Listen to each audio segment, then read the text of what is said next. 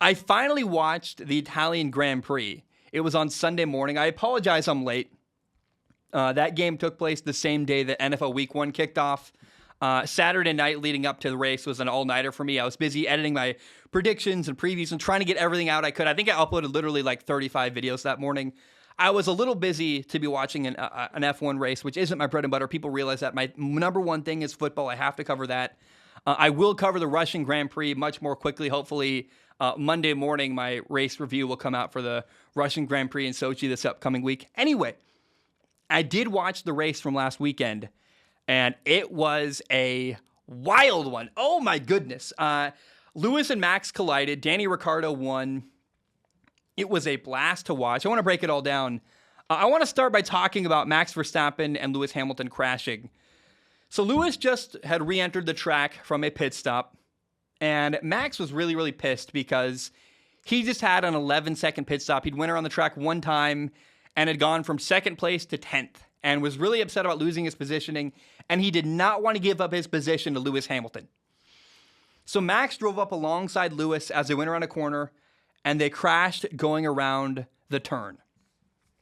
It was a scary crash, like terrifying. I put a video on my Instagram story. I put it on Twitter.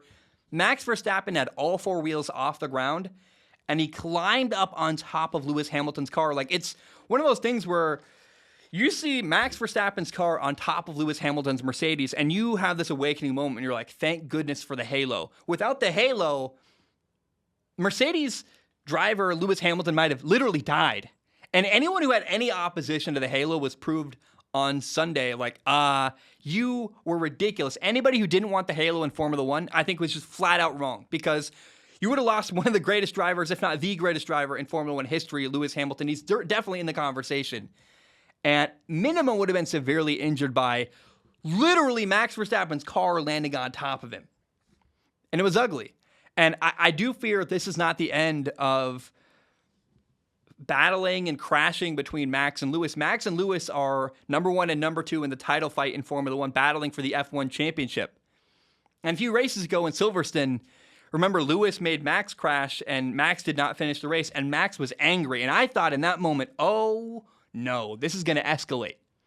And it did. And I think it's going to continue to escalate. These guys do not like each other. They're not happy. Go watch the way Max Verstappen walks away from the car, furious at Lewis Hamilton. Lewis is trying to reverse, get his car out from underneath of Max Verstappen's car. There's a lot of bad blood here. It's going to be ugly moving forward between these two drivers. Now, the question that's interesting about this race is, who's to blame? Do you blame Max Verstappen or do you blame Lewis?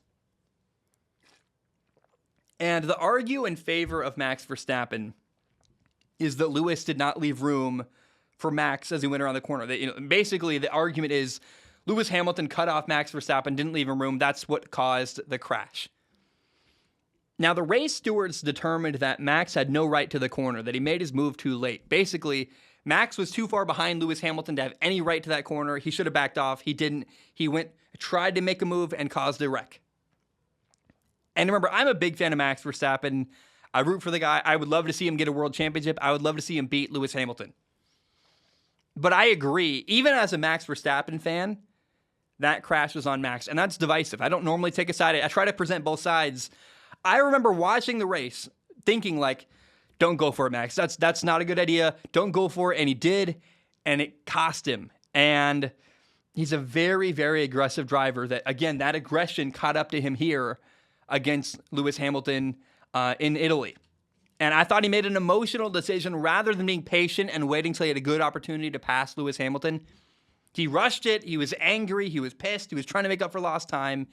And Lewis got crashed because Max Verstappen made an emotional choice rather than a calculated one. That was not a clear-headed, calculated Max Verstappen that caused that accident in Italy. So Max got a 3-place grid penalty for the start of the next race in Russia. The best Max can qualify next week in Sochi is 4th in qualifying. And because of the penalty, now Red Bull might also double up. They're like, hey, we're going to maybe start 4th anyway. We're going to have a penalty, a 3-place grid penalty. Maybe we start Max at the back of the grid because Max is going to need a 4th engine or 4th power unit at some point during this season. He's already had 3 power units he's gone through. He's on his 3rd right now. If he has another power unit and uses a fourth, he's going to have to take a penalty like Valtteri Bottas actually had in Italy, where you start at the back of the grid. And it's likely, again, the foresight for Red Bull is, hey, Max is going to need a fourth power unit at some point anyway this year. Why not bite the bullet? We're going to get penalized anyway. Let's double up, take another penalty, start at the back of the grid, and get him his fourth power unit now for Sochi in Russia. I think it's risky, though. I don't know that that's a good idea. I think it would be an unforced error to make that happen.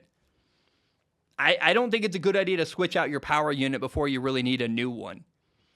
Because what if Max crashes and then ends up needing what if he has his fourth one in Sochi and then crashes and needs another one, a fifth one, later down the year, or later in the year? So I would wait to swap mine until Lewis does, because, hey, then you both take the grid penalty at the same time, both start from the back of the grid. Plus, again, Max can qualify fourth in Sochi. If he gets first place in qualifying, he'll start P4 on the grid. And then if you get a good start at lights out, you're going around corner one or turn one, maybe you can actually get up into first or into second from fourth with a great start passing two people ahead of you. I just don't know that I would put Max Verstappen at the back of the grid for Sochi. I would wait to switch my power unit. Now, the Italian Grand Prix had a couple more cool stories. Valtteri Bottas got third. And by the way, that's after starting at the back of the grid. Because of that, again, aforementioned power unit change. You can only have three during a season. He had a fourth he had to add, so he had to go to the back of the grid. Valtteri Bottas ended up taking home 18 total points for the weekend, 3 for winning the sprint qualifying, and then 15 points for getting third and a podium finish during the race. Very exciting. Remember, this is actually coming after getting the news that you're not coming back to Mercedes next year. You lost your seat to George Russell next year for Mercedes. Now, by the way, technically, Sergio Perez did finish third in this race, but he got a 5-second time penalty for an illegal pass of Valtteri Bottas, so he had to move back to fifth with that time penalty, 5 seconds. Bottas got on the podium, but the first and second drivers in this race belonged to McLaren. Oh, dude, it was so cool. Danny Ricciardo won his first victory since Monza in 2018, and he also got fastest lap, so he got 26 points on the day. Lando Norris got second. I love watching McLaren do well. They're like the most likable people on the grid. Danny Ricciardo's fun, happy. Lando Norris is great. Like they never dominate, so like anytime they win, it's a feel-good story. It's kind of exciting. It was very, very cool seeing Danny Ricciardo celebrate. I was super happy for him. I loved seeing that. Charles Leclerc got fourth for Ferrari. Carlos Sainz got sixth. And after Sunday, here are the driver standings in Formula One. In first place, you have Max Verstappen with 226.5 points. In second place, you have Lewis Hamilton with 221.5 points. In third, you have Valtteri Bottas with 141 points. And in fourth place, you have Lando Norris with 132 points. Now, in the team or constructor standings, you have number one, Mercedes is in first place with 362.5 points. Red Bull is in second with 344.5 points. Third is McLaren with 215 points. Ferrari has 201.5 points in fourth place. That battle for third between McLaren and Ferrari is very, very interesting. There are still 8 races left this year. You have Russia coming up this weekend, Turkey, the United States, Mexico, Brazil. Round 20 is supposed to happen. There's supposed to be a race on November 21st. We just don't know what it's going to be yet, and maybe it gets canceled. I don't know. That's up in the air. Then you have Saudi Arabia and Abu Dhabi to end the year. 8 races to go, maybe 7 if they can't figure out that November 21st race, but should be really interesting as we come to the close of the year between Max Verstappen, the battle for first, and Lewis Hamilton, then the battle for third between Lando and Valtteri, and also the battle for third between McLaren and Ferrari in the Constructors' Championship. It's going to be really exciting and really fun to watch. One additional note, by the way, Max got 2 penalty points on his F1 license for his crash in Italy. What that means, how that works, is you're not allowed to get 12 penalty points on your license in a 12-month span. So in 1 year, you can't get more than 12 points or 12 points total.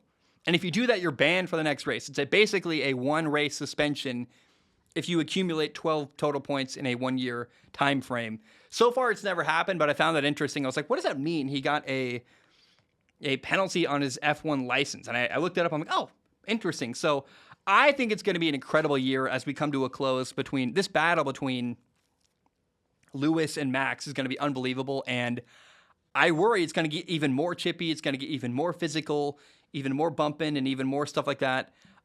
Keep your eye on how this goes. I don't know. I hope it finishes on the track and not with crashing, but either way, it's going to be very entertaining and very, very interesting as the year comes to a close with 8 more races left to go in the F1 season.